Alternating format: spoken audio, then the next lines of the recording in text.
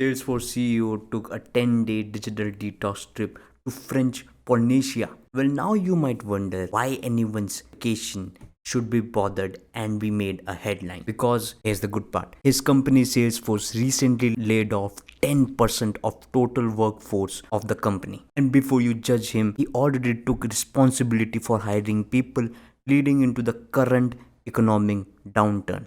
Because that is why it happened, not because the revenue accelerated and they needed those employees, but now they have to fire off because of course the revenue is not coming as much as they were expecting, and somehow they had to please the shareholders, not because of that. And boy, did they please the shareholders, because I am seeing 3.6% increase in single day. The day they announced, the same day they received 3.6%. So how does this relate to the digital detox trip? Well, when there were questions asked in the 2-hour all hands meeting the following day of layoff, the answers he had none. And obviously he made some CEO jokes about that as well. He came 18 minutes late company wide meeting according to Business Insider, and then he joked, did I miss something?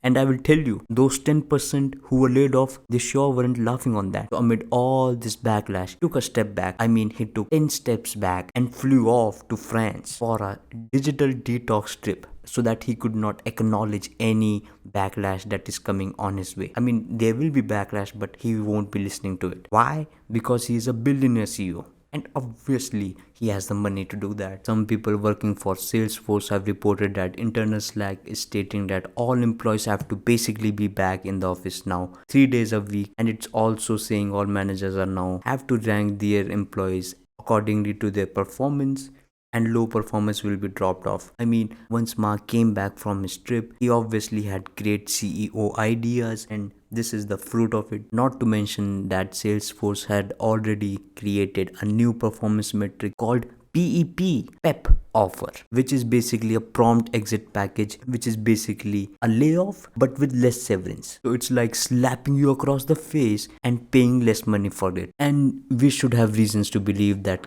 all companies will follow suit soon. And obviously now people have to set the boundaries themselves and get off the corporate as family crap. So what have we learned from this? Take a trip. Go somewhere, go to an unknown corner of the world, and make sure that you don't hear any digital noise. What? You can't afford it because you aren't a billionaire? Well, that's not my problem.